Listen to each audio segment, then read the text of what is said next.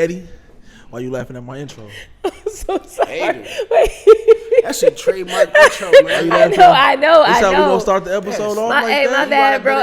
Hey, bro. Talk your stuff over there. My fault. My bad. Man, I'm sorry, Ed. That's how we gonna start the episode? You sure are. That's crazy, man. This is OG Eddie. It's a Free Game Sports Podcast. I'm here with my knucklehead sister, Brianna Edwards. What's up, y'all? And my brother, man, in the building, Rashede. What's cracking? Yo, what's the deal? What you doing, man? Man, out the way, man. You know, after success, you know, it's kind of just want to be a regular human being now, man. You know, I feel it. Waiting in the DMV, waiting on my number to be selected. You know, no VIP, yeah. You know, checking my ID at the door. Like, you know, you can make appointments at the DMV, right? Yeah, I know. Okay. So just throwing that out there. Yeah, I just now learned that at 29, 30, 31. You know, Yeah. I'm starting. You know, but I'm here though. You know, just trying to pass on the love and respect. You know, so. Okay, the man got roses on his leg. He ready to get some love. Sure, roses. That's my boy. I've been knowing Rashede for a long time, man. This been my partner, man. You know, playing sports growing up, competing against each other, and all that good stuff, man. True North Side versus South Side, man. It was a pleasure to always play Ed and the Polars, because y'all used to give. Y'all didn't really give it to us, but it was always a great experience. We always used to hand y'all, you know, the business. But it's all love, you know. I forgot we on the show. All love, we can keep it a buck right now. We dunk on this. I boy, ain't you know keeping it a buck. Y'all played Who you against the dunk on? bums of the North High. You ain't talked about the Hold on, 06, the Hold on, 07. Bree. Keep going, Hold on, Bree. Who you dunk on? What? Nah, come on. It ain't gonna do that, man. Nah, say it. Look, talk your stuff. I thought you said you was gonna talk your stuff. Drop a name. Who you dunk on? Got your son here, man. Come on, man. Oh man, open my son. We're not gonna do that, man. I wish I had a picture though. Nah. I think it was what was it? Freshman or JV? It was our freshman year. Freshman, man. You look just like your son. Like when you was, you know what I'm saying? Yeah. No, like me, you was going back and forth. You know, I think I caught my first my wind of you know, just dunking on cats. You was my first victim. Oh, so wait, love. he dunked on you. It's love. Dang, that's crazy. Listen. That helped me position the way I am now. Like I'm happy to help you get there. Yeah, but you had to set the spark. But I'm gonna tell you the truth though. He dunked on me, right? But it was a charge. Yeah, it was a charge, right? They called it, and I went down there, knocked down the free throws to win the game. That don't count. So they say it was. You can say what you want to say. Time out. You know I pressed the ref later after the game, like, yo, ref, come here real quick. It's all gravy. That wasn't the right call. He's like, yeah, I know. That was a about that life. Magnificent dunk. He just got caught up. You know, whenever I see Rashede out in public, and we around all our homies and stuff, he'd just tell everybody he dunked on me. Oh, every time. It's cool though. It's cool. You know, you done shot a couple. That's a part of basketball, face. man. I ain't tripping. For sure. I ain't never got dunked on, so I can relate to my boy, man. You know, we both grew up in, you know, foster homes, you know, and stuff like that.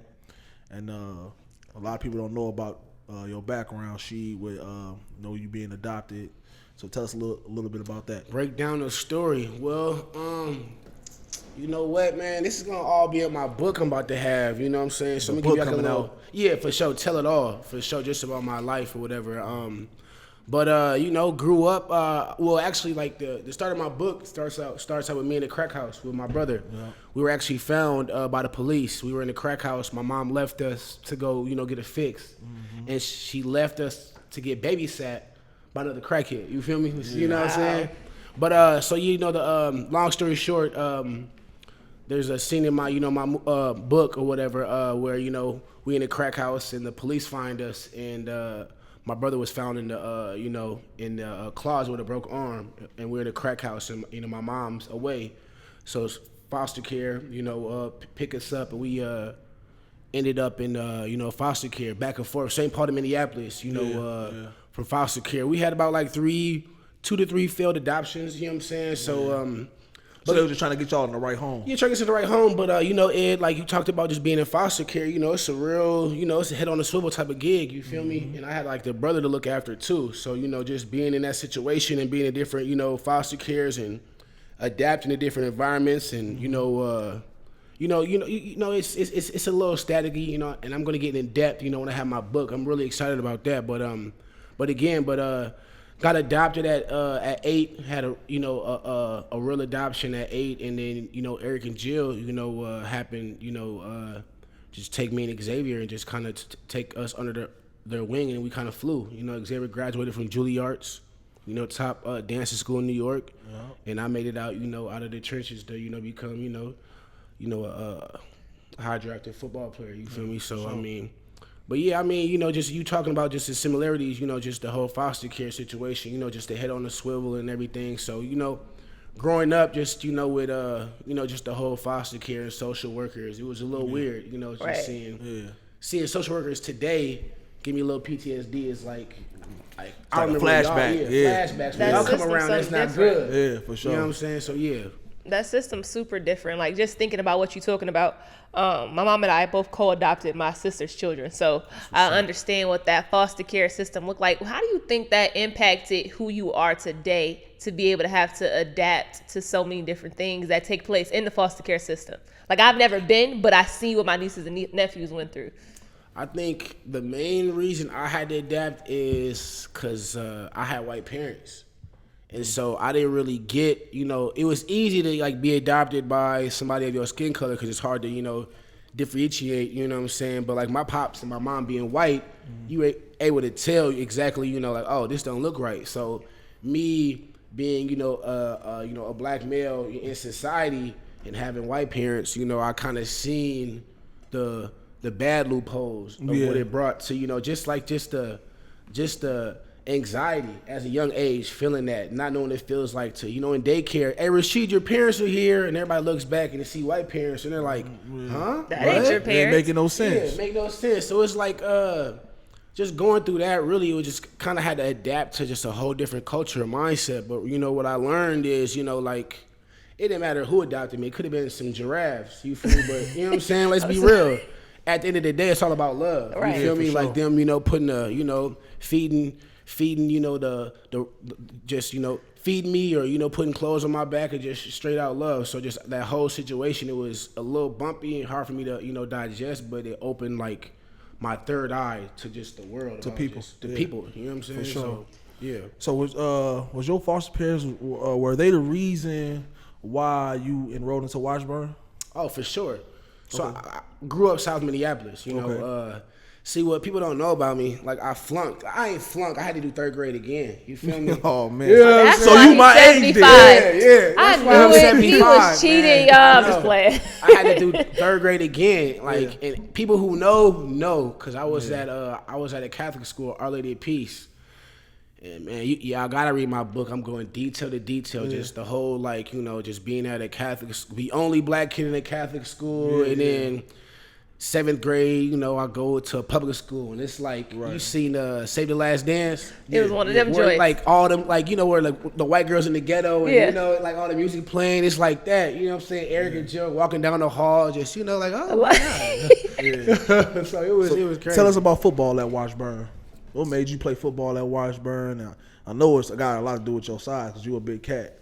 But just tell us about football at Washburn and stuff man, like that. To be honest, everybody knows my first love is basketball. That's kind of how me and you met. That's kind of how we kind of bridged the gap with the north and south side. But football was just kind of the icing on the cake, man. Really only in the off season I would play football, and since I played the post, I was pretty good at it. It wasn't that hard picking up rebounds. You know what I'm saying? Right. Off the just catching balls or whatever. So, but football kind of chose me.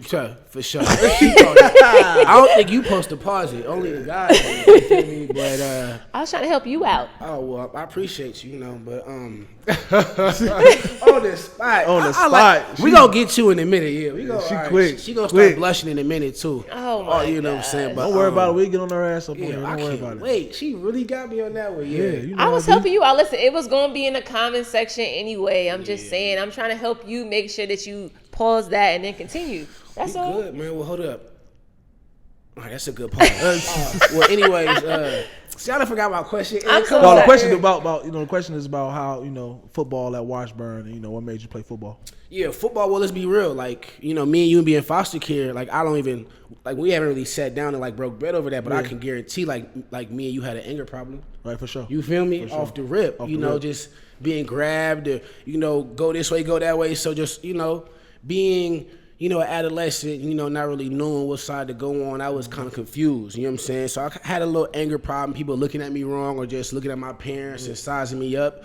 I needed to crack some heads. Right. So like football was and my favorite movie was Waterboy. You know what I'm saying? I love You know what I'm Waterboy. saying? Like, Classic. Bobby Boucher. Yeah, you ready, Bobby? I'm ready, friend. You know what I'm saying? Like, so like, but like watching Waterboy was like, man, I can run full speed and knock a motherfucker out. You know what I'm saying? for I was sure.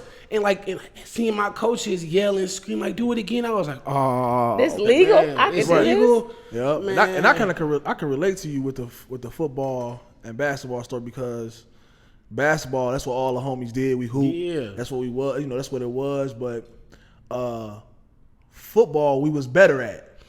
But we loved basketball. Yeah, man. And that's just what it was. Football was just a way to kind of, get your tension out, man. Just with school and just puberty and just girls and, just high school, it's just like, man, going to practice and seeing cats in front of you, like, Rashede, hey, man, 30%, right? Nah, I'm going 100, man. I got an F today. You know what I'm saying? For sure. Oh, so Yeah, you was you out get there it. just tackling Yeah. people. I got a bad grade. Trust me, man. My teammates is feeling it. They feeling Right. it that day. You feel me? Straight up. So you said basketball was your first love. So what made you choose football over basketball since that was your first love? Like again, like as far as like recruiting and stuff, Bree.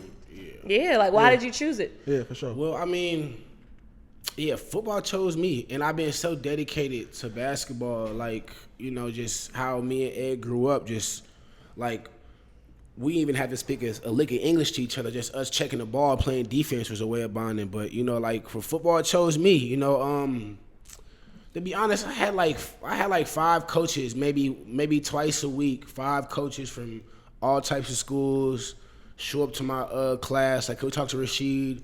I have Iowa, Wisconsin. I have Florida. I have all the Big Ten sit me down, and Rashede still got the white teen jabos. Right. Got make sure my cut is fresh. I ain't worried about these motherfuckers, and like they sit me down like, yo, we want you to come to our school and play for us for free. Yeah.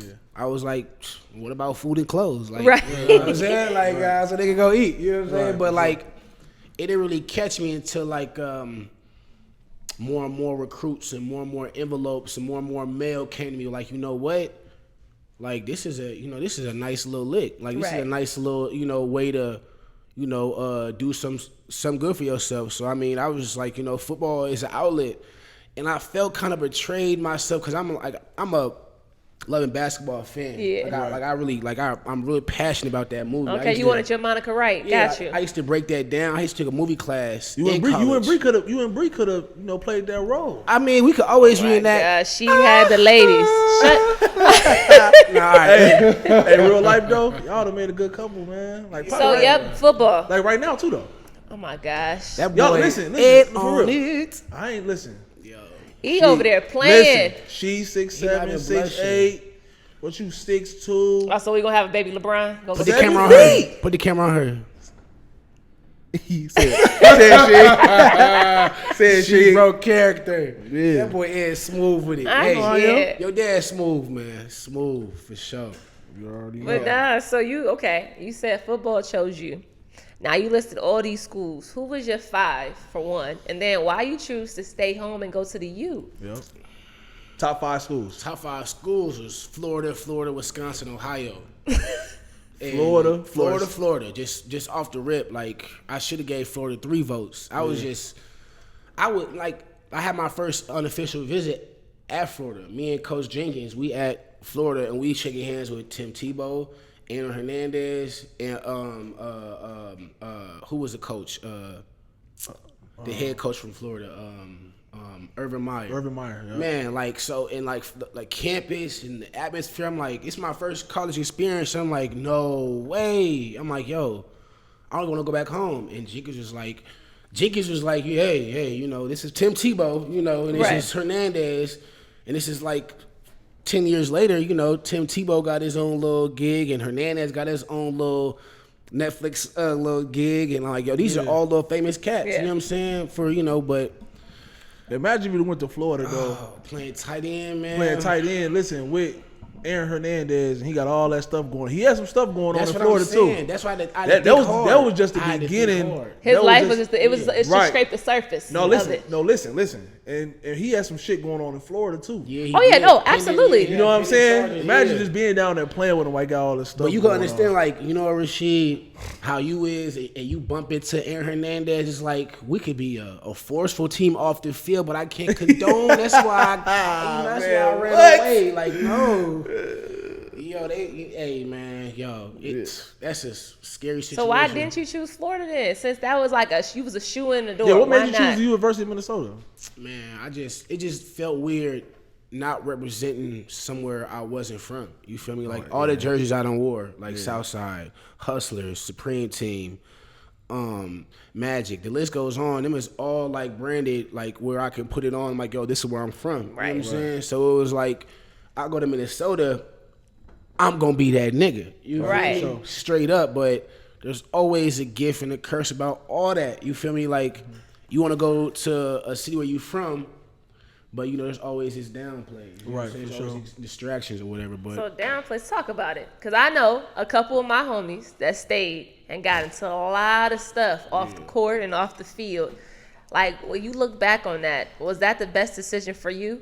And what was like the things that you kept encountering being home in your city? That's a great question.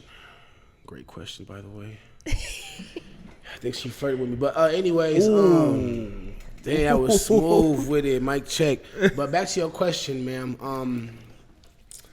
A lot. You know what? Yeah, what was your question again? God, distractions. That's the see. Look, I'm distracting you. Let me go ahead. Let me straighten this shirt out a little bit for you to make sure you. I'm just playing. All right, so some distractions off the field.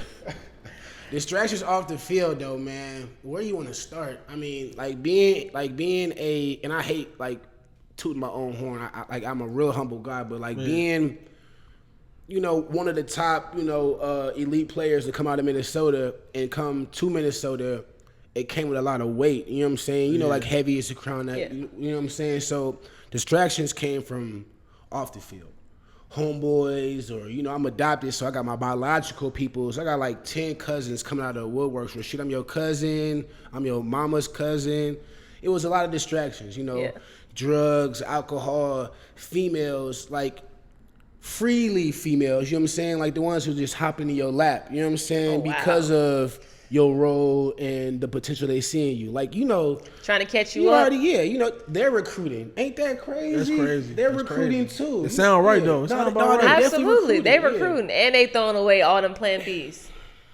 Listen, you gotta think. You know, I was a D1 athlite. Well, look, I had shorties buying me food to get close to the men's basketball team, so I already know what it was like for y'all. It's just, you know, but what really threw me off was just the fact that everybody felt as if I owed them something, and that right there kind of like stuck me in the knife. Like, just how I moved on with just football and just my life. Like, everybody seems like, you know, to have an agenda or some type of small intent. You know what I'm saying? It's kind of hard to find genuine people now, even after I'm done playing ball, like genuine people like that don't want nothing from you. You know what I'm saying? Don't want from, like, that's why I'm always like back to my day ones who seen Snotty Booger Nose, tell me how to, you know, get waves and all that, you know what I'm saying? Sandbox. That's called sandbox. You know what I'm saying? But I mean, just regular distractions, but it was a little, but like college distractions and then NFL distractions, girl, we could be here all day. You know what I'm saying? I done seen best friends switch up. I done seen girlfriends switch up. So like, how did that? So you talking about, like, it's crazy that you talking about this, and they just had an interview that was crazy with Mike B. talking about it's kind of hard to find genuine people being in the limelight. How did that affect you? A, you already had to go through the foster care system, and so relationships was kind of scarce in that, and then you become this man of this prestige, and you facing the same exact thing over and over again. Like, how did that affect you? She come up with the questions today. I feel that one. I mean, just me being an alpha male with the whole adoption and foster care, I already got trust issues. Bam. I already know Ed got trust issues. Because, you know, you in a situation where, like, oh, trust these people, but they let you down. You know what I'm saying? So that's already stuck with me. But on top of just football in general, just man, I don't know. It's been a lot of. I ain't trying to get into depth, but why not? It's just trust issues. It's hard to come by. Like my genuine people came from while I was still, shooting in the gym. Yeah. They was watching me, rebounding for me and all that. But then when I got a little fame and got a little dollar, it's like that evil, that envy. The envy starts to get in your ear. Oh, it does exist for sure. I done seen $1 million straight up, no cap, in front of the camera. And to see what your homeboys or your homegirls or your family, start to sneak in or act like you ever been to the store and your homeboy is talking to himself out loud like, damn, man, them shoes $500, man, I got like 200. Yeah.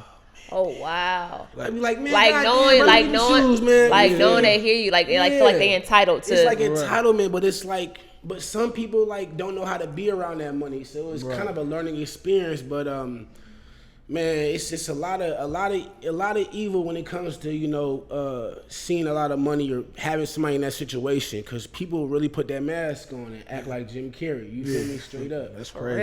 Real. So that's crazy. It's a great question though.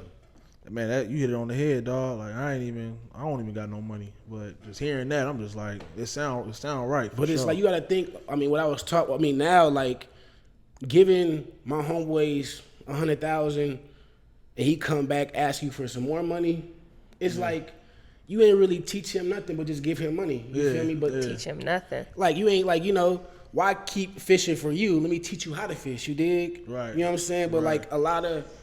But y'all always young though, you know what I'm saying? It's just learning. Ain't nobody had none at the time. So right. But that's what that man Mike B said. How you gonna tell somebody $1 million problems they ain't never sent $10? Right. Yeah, right. Sure. So that's real. That's super real. So you talking about now you touch the mill, you get drafted, second round, you go to Atlanta. What was that like? Man, I feel like a rapper. Man, I ain't gonna lie. Second round draft pick to Atlanta. Who wouldn't want to go to Atlanta? Welcome to Atlanta remix. Come on. But let me rewind real quick because we kind of skipped over a little stuff. So, but when we was playing ball, you was playing tight end, offensive tight end, All-American tight end, right? And you got to the University of Minnesota, they switched you to D line. Yeah. What happened? Why they do that? Man, first of all, if you ever played we know you went to the draft as a defensive lineman, but if you ever played college football, man, and you ever play offense, just the words and the math they use to decipher the offensive plays, it's like a whole paragraph. You know what I'm saying? Rashede ain't got time for that. I had to make flashcards in high school. I used to draw the routes on my hand because the way they worded, defense was just easy. You know what I'm saying? And defense kind of chose me because I was spending more time physically trying to pancake somebody than catch a ball. Right. You know what I'm saying? I just had a bad midterm. Catch the ball, Rashede. So, So was the competition at the University of Minnesota, you come in as a tight end and you got D linemen that already been recruited to come there to start, and you come in as an offensive player and you get switched over to defense and take spots. Did that stir up any type of commotion in the locker room? Not at all. That's a great question because I never thought. I thought it was just up for grabs. You feel me? Yeah, but you're right. There were kids only recruited to play D line. Right. And I come in playing offense and I switch and I start playing. Really, it's a dog world. You know how it is, man. Hey. But I know how that locker room get too. Yeah, you know what I'm saying? Yeah, I was a young bull, but I was still 10 toes. You feel me? But ain't nobody really tried me. You know what I'm saying? Because I was, you was that dude. I'm from Southside, the crib right down the street. You feel me? But it has its little perks, a little tension, a little jealousy. But at the end of the day, you ain't gonna stop me from feeding my people. You feel me? Straight up. Go ahead. Back to the question that Bree asked. Actually, you know what? I'm gonna do a segue. Do you think if you would have stayed on the O line, you would have got drafted as high as you did?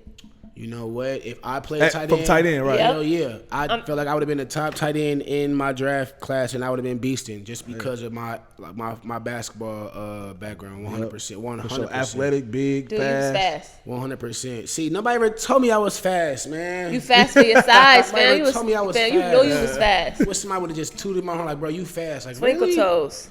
Man. But twinkle toes, yeah. So let's fast forward. You switch positions. Right. Now you get drafted. What's that like? That for one, the bag is stupid immediately. Take us through the whole experience. Like, people want to know. Like, people do not know, like, the feeling of being drafted, being in New York City. Like, take us through that experience, man. Because I remember seeing pictures you had your jump off on and looking good. I said, look at my boy, Had a haircut looking spiffy. You know what I'm saying? I got a haircut right now. What did you seeing? It wasn't that type of haircut. I'm just playing. Yeah, go ahead. Tell us about Is that this haircut experience. better? It's nice. This one's better than It's the one nice. before? All right, for sure. All right, Y'all might appreciate it. swap out numbers. All right, anyways. Well, all right, let me paint the picture. Man, the draft. Well, first of all, I had high expectations. I thought I was gonna go first round. That's when they told me to go to New York. So I'm thinking in my head, first round money. I'm just calculating in my head. Yeah. Seeing just the hurrahs and all that, man, it's like the Renaissance Festival, if that makes sense. You know what I'm saying? It's just all types of gigs, all types of parties, all types of free stuff, because you got endorsement deals on the spot. You know what I'm saying? Because if you here, you're going to make, us some money. So you got phone endorsements, shoe endorsements, clothes endorsements, modeling endorsements. You got people who want to use your money to invest before you even get money, to invest in stuff. Like, no cap, when I was there, I went to a jewelry room before I even got drafted. I mean, this is my first time seeing APs, Patek's. You know what I'm saying? AP is a Patek, but I mean APs, Richard Millie's, Rolex, and I'm just like, and they're like, pick whatever you want. I'm like, what? Because we know you get your signing bonus, we'll just deduct whatever you take. Yeah. They had wedding rings, I was like, what? They had kilos, bust downs, and I'm like, man. So, me being Rashede, I grab a little bust down kilo, and this is a story I never told nobody. I get a kilo chain. That's what, like 20 kilos, pure gold. What was the ticket? Ticket, I didn't even ask. Yeah. You know what I'm saying? 'Cause damn. I didn't need to. I didn't need to ask. Like, grab whatever you want, we're going to deduct it. Me, I didn't want to be too cocky or whatever, so I just grabbed the chain because I'm going first round. This is the first round, Rashede. Yeah. I got the chain. I showed it to my homeboys. I showed it to my dad. And my dad, he got a little humor, but he like stupid. But I'm like, that was dumb because it was bust down too. And this is we'll talk about that later. But draft day, first round go by. Like the last 3-4 rounds, I'm like, all right, man, I was probably gonna be a first round low pick. Yeah. And then the last pick was the Vikings. So I'm like, all right, man, I guess I gotta go home. I'm already in my head. Like, go to the last pick, I'm like, all right, here it goes. You know what I'm saying? Teddy Bridgewater. I'm like, nigga, what the fuck? They took Teddy? They took Teddy. Teddy was the last pick, man, to the Vikings. And last pick of the first round. Yeah, first round. But in my head, I was like. In my head, as a young, player, alpha player, I'm thinking about the money. Yeah. And I shouldn't be. Right.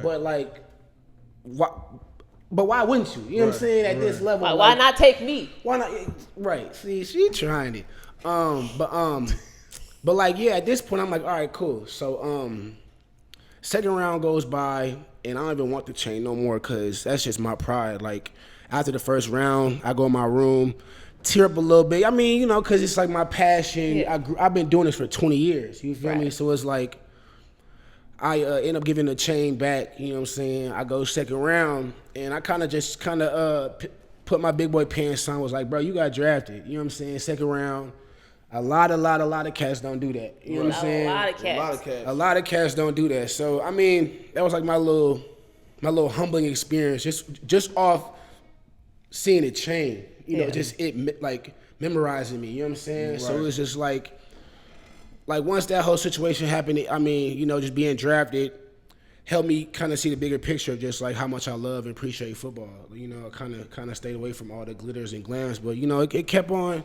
That's kind of like the gift and the curse, man, about just being successful. Like, how hard do you want to work, towards your passion? Right. Like, when people are going to the club, are you in the gym? First round go by, you get drafted. Second round to the Falcons. get down to Atlanta. You doing real well. I got you started on the D-line. Playoffs come. I see my boy sack Aaron Rodgers. I lost it. I still seen the little video. You know what I'm saying? That was the one-handed little swipe. Shoestring tackle. But it's Aaron Rodgers, though. Yeah. And it's you. You know cat what? from the South Side. You know what I'm saying? I need a picture of that, man. You know what I'm saying? Yeah, find one. You know, internet, you can find that. Yeah, but see, the thing is with that, you know, it's the AFC championship. It was to get to the championship. Yeah. Right, it was get to the Super Bowl. Yeah. So you sack Aaron Rodgers, and it's a clutch sack. It ain't no first clutch, quarter, second quarter. This big boy sack. I lose it. Did you lose it when you did it, or was it like, this me? To be honest, I was more focused on my dance. On your dance? My dance, like my celebration dance, my little Millie. You know what I'm saying? Oh, so you wanted to make that perfect. No, I'm not the only kid. I'm not the only guy who grew up practicing his speech or practicing a winning grab or the winning touchdown. Right. Like, man, I've been practicing this for a while, you know? So I wanted to make sure I had enough time to do my 1, 2, 3. Because, you know, if you do it too long, they're going to throw a flag and it's going to look bad. I get a sack and then I get a flag and then I'm out the game. Right. And it ain't going to look too good. So, to be honest, though, second, Aaron Rodgers. To be honest, Aaron Rodgers is an asshole, bro. For is real, he? Word? Straight up, 100%. He wants to be, like, you know, like, no, like, he always wants to be reminded, like, bro, you're a prince. You know what I'm saying? Like, like, I'm you're the best. one of the best. So it's like on the field, he an asshole, bro. You know what I'm saying? So I really was planning on really hitting this dude. You feel me? So, smacking him, like, but. Tom Brady different. Like, Tom Brady, I hit him like, okay, you okay? Because I respect the guy. He ain't talking back. You know what I'm saying? But Aaron Rodgers, he's just... I mean, I seen Tom Brady talk that shit, though. I ain't gonna lie. But he backed that up. I mean, does he? Man, Aaron Rodgers back it up, too. Yeah, I ain't gonna lie. Tom Brady's gotta do this. I respect Aaron Rodgers' game. However, I'll still pick Tom Brady over Aaron Rodgers just because off of GP. Ain't no question. Just off of GP. Right now. Right now. For sure. So you talking about, speaking of Tom Brady? Better commercials anyways. You say you stupid. State Farm, man, okay. Hey, that's long money. That's big money. Okay. You right. But speaking of Tom Brady, you done played against this man multiple times. I would like to know, as a fan, is he really that serious, and is his O-line that crazy like that? And then mind you, y'all beat Aaron Rodgers and them to play against Tom Brady in the Super Bowl. So we want to know all that. Bree says you want to know if he really like that. Is he like we that? Want to know, like, what is it like being on the field with one of the GOATs, with the GOAT for sure. Tom Brady, what can I say about this dude? All I can say is when Tom Brady came out second half and was launching that thing and checking down all our plays, like, I was like in my head. No, to be honest, like on the sideline, the second half when he was making all these plays, like it was like this on the sideline. You talking about when they came back that week? I was 21-3. Yeah. We was just like, oh wow, yeah, he is really the shit. Like he checking down. Hey, number 77, he's stunned to the left. Like, I didn't tell you that. How do you know? Yeah. You know, he checking down everything. Like, yo, like some plays, I took a play off just to watch this dude, man. Like he's. I mean, I ain't about to go play off to watch him. Play off to watch him. Hey, I'm retired now. They ain't gonna take that money back. But I mean, it's Super Bowl. It's Tom Brady. It's Tom Brady. You in the Super Bowl. This is like Michael Jordan, Game 6 against Utah. Yeah, against Utah, and you're starting 5 against him. Yeah. Man, I ain't guard your ass. I'm watching this nigga Jordan. but like, yo. So Tom, I mean, but listen, Tom is that deal. Though. You lost me some money. That's all I'm gonna keep it a buck. I don't want. So he ain't gonna say it. Tell us that score. So going into halftime, score was 21-3. Tell them the score, Bree. Y'all come out, score another touchdown. It's 28-3. I'm slapping hands. Give me my money. Run me my money. Bring it back. Run me my money. I blink. And it switch up. So if I felt that energy, I would hope that y'all had that level of animosity that I had. You said you blinked? I blinked. It felt like I sneezed. Man, I had you and I looked. And blink for me. Yeah, I know. Watch that. But listen, so Bree, see, this is why I love my sister, man. See, this is the thing. 21-3, 28-3, right? Yep. And we look up, it's 31-31. Was it something like that? I think, it was 28. Okay, so it's 28-28. Was it third, beginning of the fourth? Yep. Or whatever? It was the fourth quarter. Either way it goes. End of the game. They tied it up. It was tied. Bro, what was y'all thinking on that sideline, dog? That's what we want to know. What was going on? What was the coaches saying? What was the players saying? Like, when you looked up and seen the score was tied, when y'all was just up by 4 touchdowns, and y'all watching a GOAT just pick y'all apart, man, what was y'all saying on the sideline? What was the referee saying? What was the people in the crowd saying? What was going on? Man, you trying to peel Band-Aids? Yeah, we got it. We want to hear. I need to know because I could feel better about not asking the question if I can get back the little $100 I bet. I ain't had money back then, so it was only $100, but still, $100 is $100. On a real note, like being that close to like a goal that you've been wanting your whole life, and see this dude Tom Brady come fuck it up. Yeah. Man, I'm gonna keep it PG. I mean, it hurt. But at the end of the day, like, being there was cool. Like, if I get a Super Bowl or not, I mean, I'm still Rashede. But, I mean, Tom Brady, yeah, I give it to him. He did deal because he's been in the Super Bowl. Like, low-key, he's won 6? 7. 7, but how many he's been to? Like, 10. Yeah. For sure. Like, come on. Like, and, like, if even Shaquille is shooting 10 free throws and he got to make one to win the Super Bowl, come on, man. He going to make one. Tom Brady, he just happened to get 6. That's a lot. That's a lot from 10. Having to get 7. Sorry. 7. Shaq was a horrible example, but you get what I'm saying. I feel what you're saying. My thing is dummies, the likelihood of him winning a Super Bowl is very high. That's what you're speaking to. Man, just know if we would have won the Super Bowl to this day, I wouldn't be in this seat because you wouldn't be able to find me. I'd be in. Oh, yes, we would have. Boy, you gonna have what? I would be here. I'd be there. I'd be first name champ. So you thinking like, honestly, if she would have run a Super Bowl for the Atlanta Falcons, you would be an elite football player in the NFL right now? Nah, hell no. And to be honest, that's a great question. Like, I feel like, and I still feel like. Because I know, now mind you, I done seen Super Bowls change players' lives. Yeah. Like, as far as money, endorsements, teams and stuff. And the other way too, like what I was gonna do was kind of just use that pedestal to branch out. Like I was gonna write my book. I'm still doing that now, but like I mean, just really, like, I didn't want to be known as just a football player. Right. You know what I'm saying? Sure. And I still don't. Like, the funny part is, I've been playing football for like 20 years, and the NFL is like only 4 years of my life. Yeah. You know what I'm saying? So it's like I got other not accolades, but I got other professions that I'm trying to conquer. Right. You know what I'm saying? Right. Like I'd rather be jack of all trades because just one ain't gonna do it. Because if one fail, like there's some type of little saying they go by, but I'd rather just learn all these traits so I'm able to live. You feel me? Like, I mean, what's football gonna do now? I can't build no house. You know what I'm saying? I can't buy no car. I mean, like, football really has taught me just how to use my hands and how to headbutt motherfuckers. You feel me? Yeah. Like, ain't no degree in that, but I guess there's other things, like why not learn how to build a house? You feel me? Or like, why not, learn how to work a car? Like, things that I can use that can progress me longer than just football. Like, I have a football jersey, but like, I can't buy a pizza with that. You feel me? Like, come on. So with all the accomplishments, man, and all the success that you had, growing up, playing Division I football, playing in the NFL, being drafted second round, man,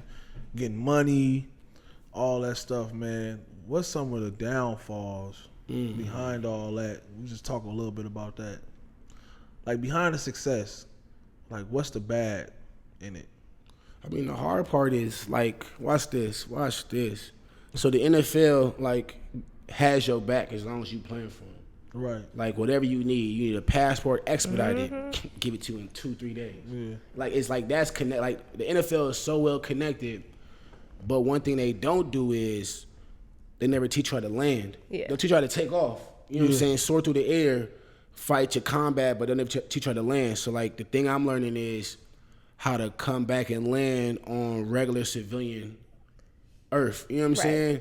That's the hardest. And you got a lot. Like, let's be real. Like, 2019 was my last year, and when I got cut, so did my friends, Right. or so did my, so did my friends, or so did my, my girlfriends. Like, I seen, like, people switch up people. on you. Oh yeah, in your face too, in your face, like for real. And it's just like It's a dirty world, boy. Oh man, and it kind of like, like put me in a bad tight. It kind of tested my mental health. You feel me? Because like when you get taken away, something that you love to do, and you reach out to somebody, and they like, you know what I'm saying? It's like, damn, like when I was, popping and all that, like you was always looking out and helping me, but it's like now that I can't provide, it's like.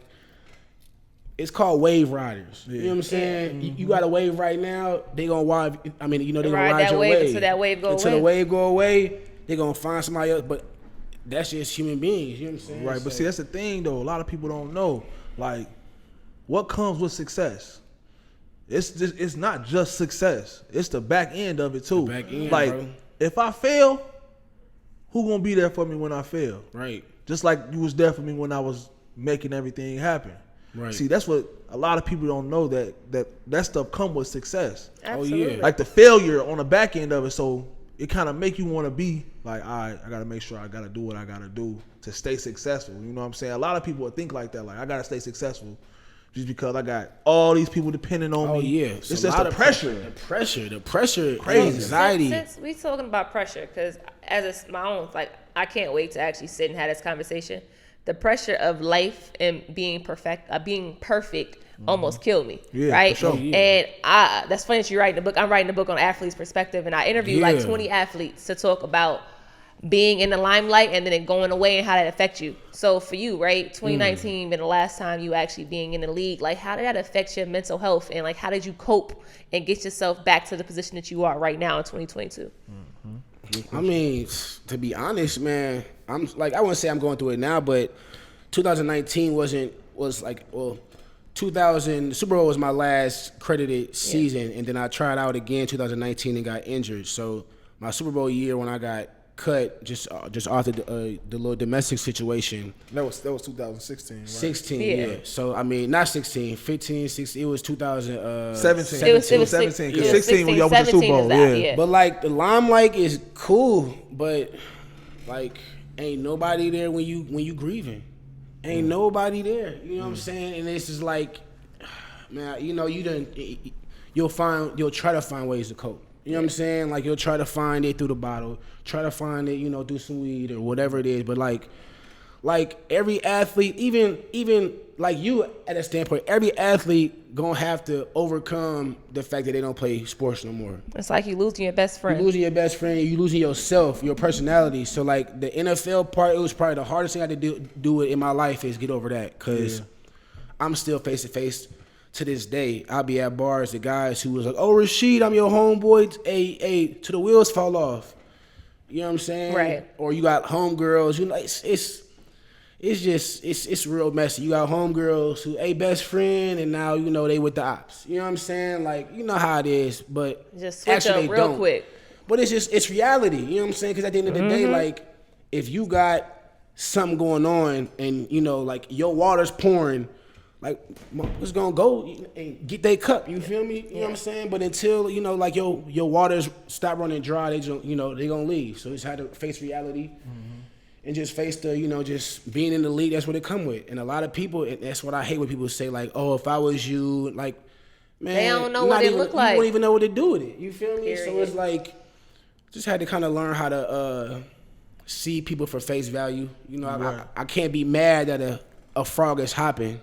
That's what a frog does. You know what I'm saying? Right. Like, you gonna, like, a snake gonna be a snake, a frog gonna be a frog. Like, I can't be mad at that. So fake people gonna be fake. You know what I'm saying? I ain't gonna lose my energy and my frustration. People doing that, you know what I'm saying? So I feel you. Listen, I've been there, done that one. For sure. So, out of everything that you went through, everything that you experienced, everything that you accomplished, any regrets behind anything? Anything you'd been like, man, look, I would have did this different, I would have did that different. Anything. Yeah, man. My regret is when I had, when I was in a successful, no, not successful, but when I was on that level, I wish I would have took my money goggles off. You know money I'm saying? what? My money goggles. Elaborate on that. Oh, Money goggles. Money goggles. yeah. Well, money goggles is, how I put this, it's just you seeing things so my alter ego was Richard. When I had that money, I was Richard. You couldn't tell me nothing. Cartiers, with some matching this, with a matching, I was acting a certain way because of the money. You know what I'm saying? Okay. I was walking different. I was walking on my toes. You know what I'm saying? Like I was walking like I was bowling. You feel me? Like swag like that. Yeah. And I wasn't treating my day ones correctly. You feel me? Let's be real. You know what I'm saying? Like my day ones, I was coming with them with the, I got this, I'll take care of that, money good, money that. And it's just like, bro, we ain't gotta worry about money, we never did. You know what I'm saying? Right. Like we ain't gotta go on trips, we never did. Right. I mean, like we could over here play tic-tac-toe and still kick it. We could shoot dice. But it's like I oversaw that. And it's like the money goggles created fake friends because the money goggles created fake female friends because of money goggles. Because I'm like, this is how I see how she wants to be. So low key, like me being in the league and me having my time coming to close kind of helped me. Because the more money, the more problems. Right. The more money, the more drugs. The more money, the more liquor. You saying like, you know what I'm saying? Like, but people don't understand that because it's like if I would have had this money, I would have ran it up. Give me a business plan. A what? Give me a deck. What? Okay. You know what I'm saying? Like, right. Like it's just, but that's a lot of people. They can say that. They can say what they want to say, because first of all, you ain't never had this money. So how you gonna tell me what you gonna do with some bread you ain't never had? And you don't even know the feeling to have it. Don't even know nothing about no investments. And the funny part is we all still first generation. Right. You know what I'm saying? Like, I'm searching for my pops. Like, did my pops leave me money? Like we own it by ourselves. Yeah, like, we ain't come from like no third, fourth generation who already got money. Right. So now that I got it, it's like, you don't know what to do with it. Don't know what to do with it. You know what I'm saying? So it's like zero guidance. I had this conversation with one of my homies. I said the biggest disservice they're doing to successful athletes is not teaching them financial literacy. My God. Because what's happening is you got these kids now. It's crazy. You get paid for your likeness. Facts. So I got a 16-year-old kid that got $1 million contract off of her posting videos and Snapchats and TikToks, and y'all not giving her no guidance behind this. You just throwing bread at this little girl. Yeah. And there's nothing behind it. And what's happening is that notoriety is a blessing and it's a curse.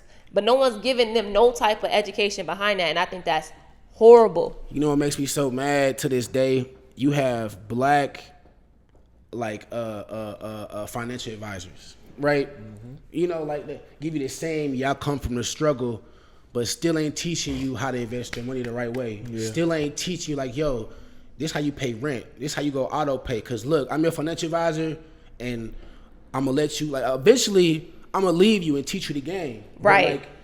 But I've had financial advisors, black brothers, with the movement, still trying to, go one up because I'm not really articulated in the financial business, you know what I'm saying, when it comes to the numbers, right? It's like that's like the little contradiction. It's like, man, like I'd rather have you teach these kids about their money, how to pay rent, how to set up auto pay, something simple. You know what I'm saying? So understand the difference between savings, check-ins, like super budgeting. And when I think about that, it's crazy. I just had this conversation with my homegirl. Like, black people, we compete against each other too much. It's like, okay, I know this information. I can't give it to you because you got to struggle to get it. Nah, dog, give me the information. Yeah.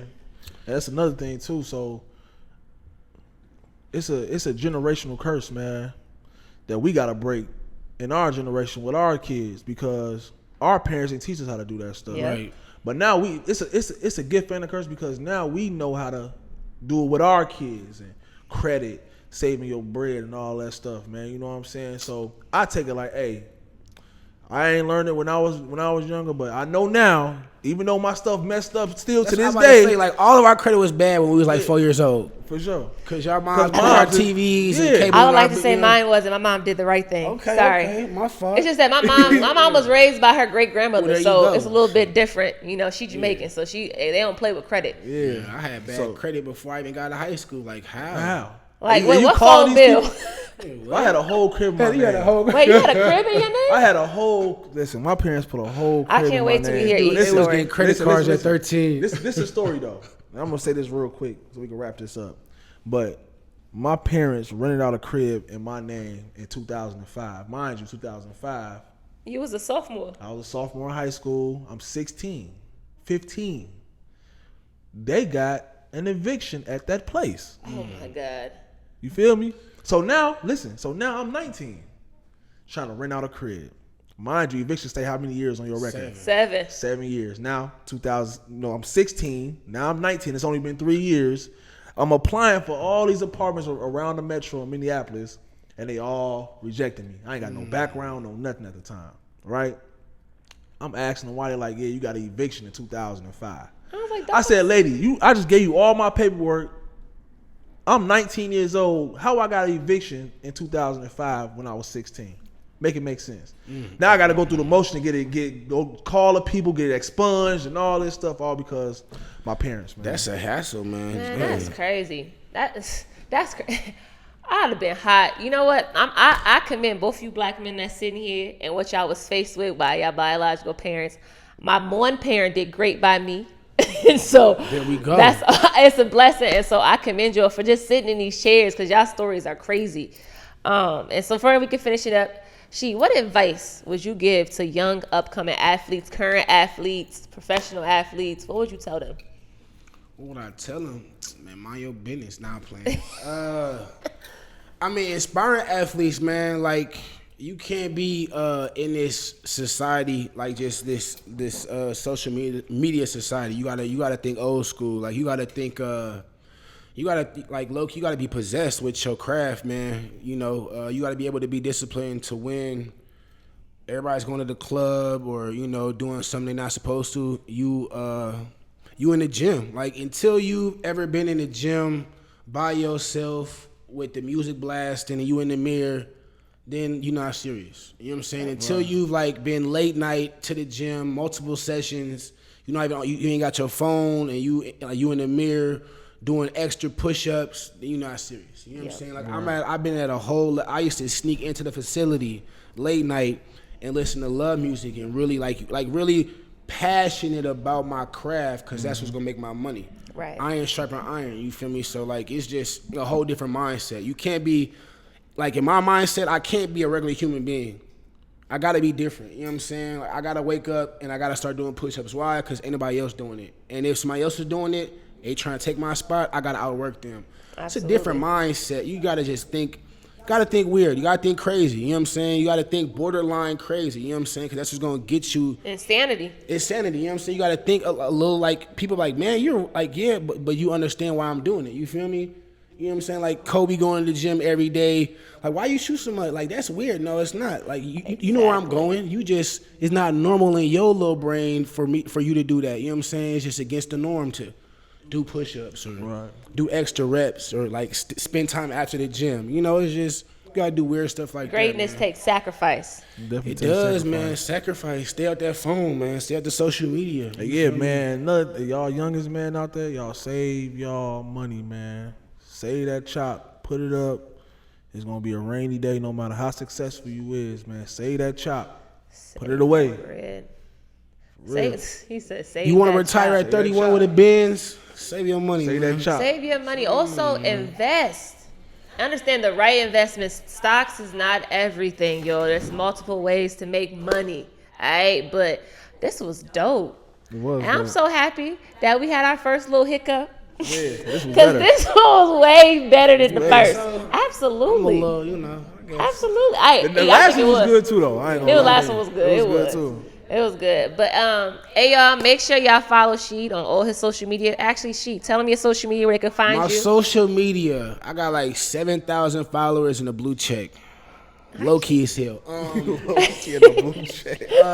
The real Rashede, man. To be honest, watch small little story. I did have my Super Bowl IG, but I had a girlfriend situation. Got too jealous and deleted my shit. Yeah, 70,000 followers. You know what I'm saying? Hey, you know what's crazy? Steph Weeds had the same thing. Remember Steph Weeds? Shout out to Steph Weeds, man. We had Steph Weeds on here about a month ago. He did the same thing you did on some goofball shit. Bro. Shout out to Steph, man. We know what it's like, man. I be forgetting my passwords all the time, bro. 1, 2, 3, 4, 5. Yeah, it is what it is.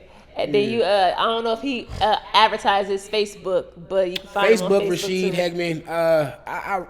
I probably be more on Facebook more than Instagram because Facebook is more of my people. You know, I can goof around and say, you know, what I want to say, but, you know, Instagram is Instagram. But I don't really be on the social media. You can follow me in real life. I'm dope in real life. So there we go. That's my boy. I'm just playing. Yeah. Well, y'all, make sure y'all like this video, share this video. Remember to subscribe. Click the little button. This can be on this side, And always remember, y'all, peace, love, happiness, and success. And I'll let my brother over there, that's OG Eddie, take us out. What's up, man? Y'all know what it is. OG Eddie, man. It's Free Game Sports Podcast. My sister Brianna Edwards and my boy She, man. You already know what to do.